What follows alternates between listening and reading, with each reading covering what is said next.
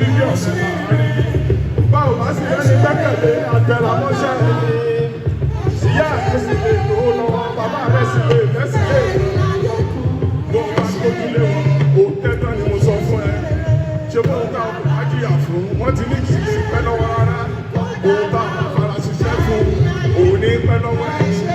Apálára, ó bá nílé kan, báyé bá fẹ́ lónìí, ìṣòwò tún lówó lọ́wọ́, ayé àtúmọ̀ fẹ́ lọ́la. Tàbí kọ́ tilẹ̀ wà ní pàtàkì, ayé á máa yẹ sí tẹ̀lítẹ̀lí, jẹ́ kó jẹ́ láago, orí wọn ti máa yín ń sí ọ. Ìyá ń bẹ fọmọ tí ò gbọ́n, ẹkún ń bẹ fọmọ tí ń ṣàkírí. Má fò òwúrọ̀ rẹ̀ ṣeré ọ̀rẹ́ mi, múra ṣiṣẹ́ ọjọ́ ń lọ.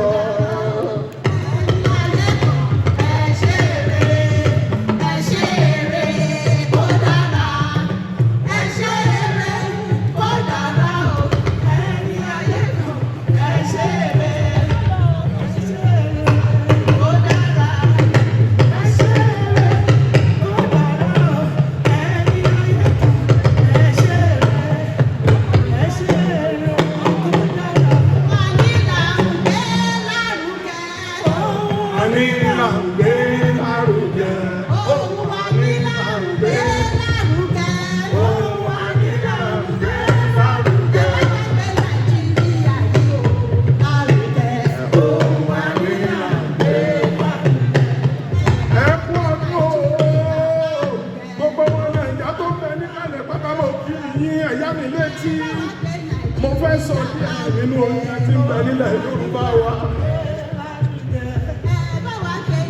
Ìjẹ̀bú ọmọ alárẹ̀ ṣé báwọn ló ní gàrí? Ẹ̀gbá mọ́lísà bí àpòkù àkàlà lórí láfún àti gbogbo. Ìbàdàn nílé Olúyọ̀dé níbi olè gbé gàrí olóhùn. Àwọn ló dá màlà dúdú pẹ̀lú àbùnà tó dá músé.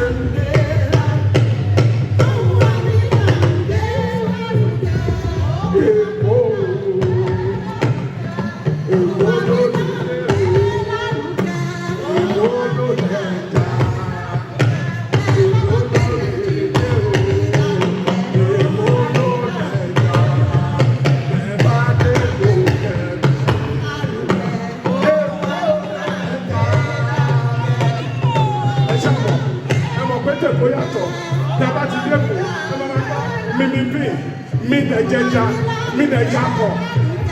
Torí wọn tó tóbi orí mi báyìí, tẹ́lá ti dé pàrọ̀ mi sálẹ̀ gbẹ̀rẹ̀gbẹ̀, ẹ máa rí kò gbẹ̀.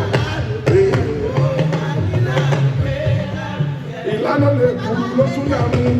Ògùn tí máa ń pa níbi ọtí. Ọ̀yọ́ òjò pàṣẹ kẹ̀ nílé aláàfin ló lámàlà. Ògbó kan sọ lóye ewúrẹ́ tí wọ́n gbé kẹ̀kẹ́ àti wọ́n tún mú kọ yẹ kà sí. Ilé ìṣàkóso ọmọ ọmọ ògùn. Olóògbé pẹ̀lú ẹ̀gúsí. Bákan náà, ìyẹn tún máa ń jẹ́ wọn lálẹ́ Èkìtì. Ìlọrin ló ní túwó. Ìlú tó jìnnà síná tó tún súnmọ́ ìlú jọ́nà ní.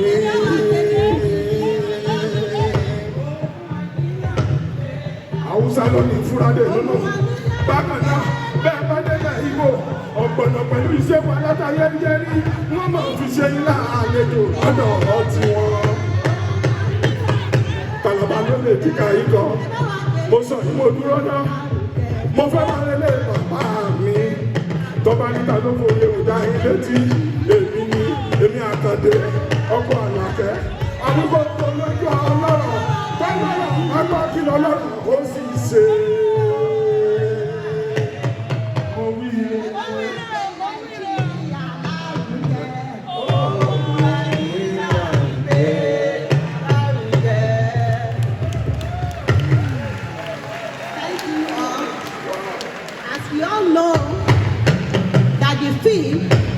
this year's gala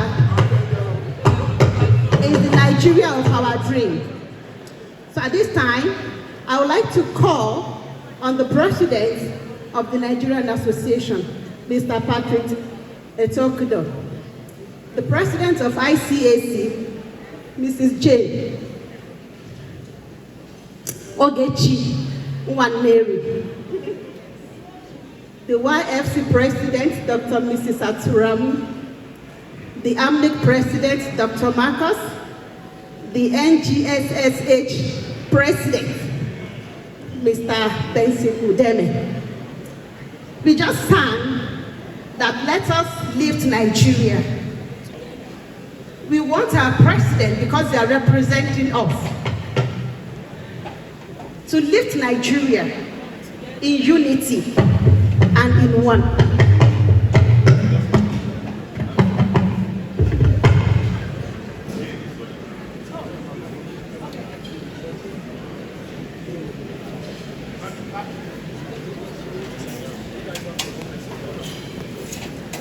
So this is the map of Nigeria. That's where we came from.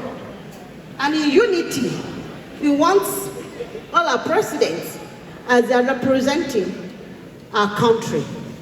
DJ, please.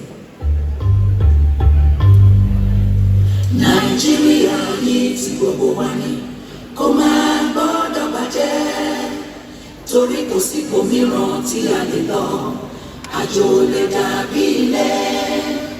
Ẹ jẹ́ ká sowọ́pọ̀ ká fìmọ̀ ṣọ̀kan, gbé kémi gbé.